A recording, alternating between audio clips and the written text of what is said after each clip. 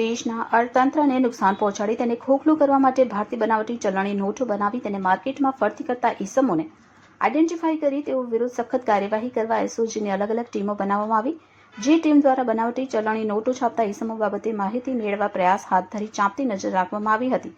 તે દરમિયાન એસઓજીના એએસઆઈ હિતેશસિંહ દિલીપસિંહ તથા હેડ કોન્સ્ટેબલ રાજુભાઈ ભીમાભાઈને બાતમી મળી હતી કે સરથાણા વિસ્તારમાં આવેલ ઓફિસ નંબર 406માં apple square building Yogi Chowk Sarthana Surat ખાતે ઓનલાઈન હોશિયારી બિઝનેસની ઓફિસ ચલાવી તેની આડમાં ભારતીય બનાવટી ચલણી નોટો છાપે છે અને હાલ છાપવાનું કામ ચાલુ છે, જેથી આ ઈસમને રંગે હાથ પકડવા માટે એસઓજીના માણસો દ્વારા આ ઈસમની ઓફિસની આજુબાજુના વિસ્તારમાં ફરી ઈસમ ઉપર છેલ્લા કેટલાય સમયથી વોચ રાખવામાં આવી હતી, જેથી સરથાણા વિસ્તારમાં ઓનલાઈન હોશિયારી બિઝનેસની ઓફિસની આડમાં નકલી નોટો છાપવાનું કારખાનું ચલાવતા 3 આરોપીઓને ₹20,20,200ની હાઈ ક્વોલિટી ડુપ્લિકેટ ચલણી નોટો તથા નોટો છાપવાની સાધન સામગ્રી સાથે સુરત શહેર એસઓજી પોલીસે ઝડપી પાડવામાં સફળતા મેળવી હતી।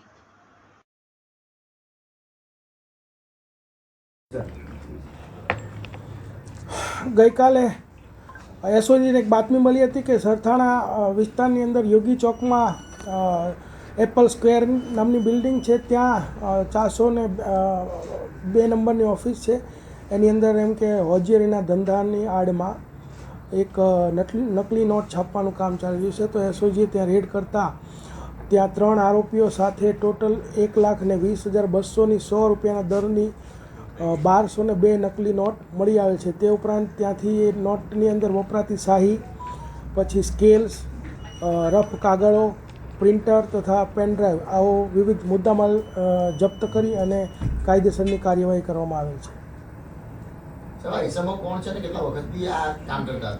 આ ઈસમોમાં એક સાગર કરીને જે છે તે અગાઉ સિંગાપોર પણ હોટલ મેનેજમેન્ટને લગતો કોર્સ કરીને આવેલો છે અને આનો માસ્ટર માઇન્ડ એ જ છે, અને એનો ભાઈ ભાવેશ સાગર રાઠોડ અને ભાવેશ રાઠોડ આ બંને આ નકલી નોટો બનાવવાનું કામ કરતા હતા। અને જે બીજા 2 ઈસમો જે પકડાયા છે, રાહુલ શંભુભાઈ અને પવન બોન્ડે, આ બંને ડિલિવરી લેવા માટે આવેલા હતા। જે તે વખતે સ્થળ ઉપરથી સાગર ભાગી ગયેલો, પરંતુ ત્યારબાદ વહેલી સવારે એસઓજીની ટીમે જે વોન્ટેડ આરોપી સાગર હતો એને પણ પકડી લીધેલો છે।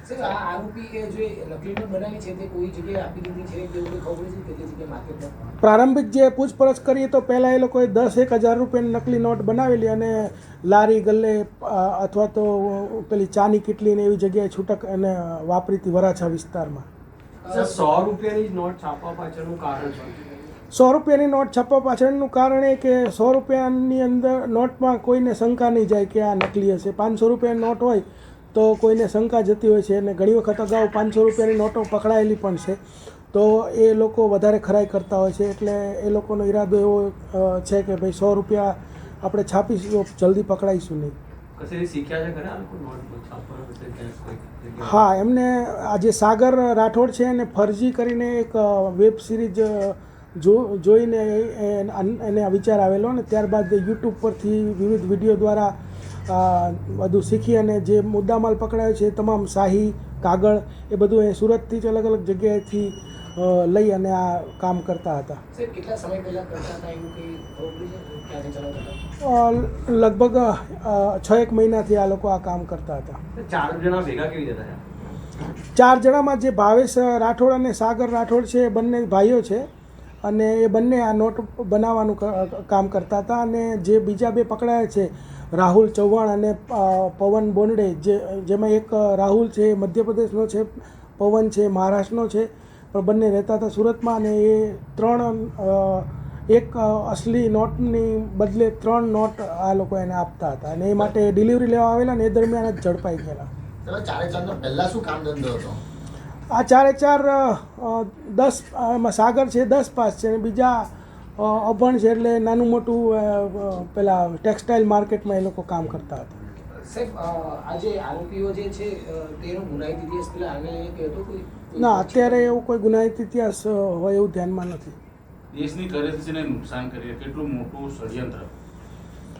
હા, એ તો આ લોકોએ સ્ટાર્ટ કરેલું અને આપણે એને તરત જ પકડી લીધા છે, ને ખરેખર એ સાચી વાત છે કે આ એક આપણા અર્થશાસ્ત્રને નુકસાન પહોંચાડવાનું કામ છે।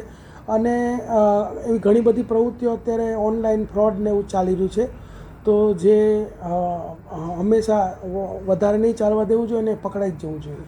સાહેબ આરોપી જે પકડાયા છે તેની સામે કયા કલમ મુજબ કઈ મુજબનો ગુનો નોંધ્યો છે એમાં? આરોપી જે પકડાયા છે એની સામે BNSની જે કલમો છે BNS 178, 179, 80, 181 અને 61(1)(2) મુજબનો ગુનો દાખલ કરેલો છે.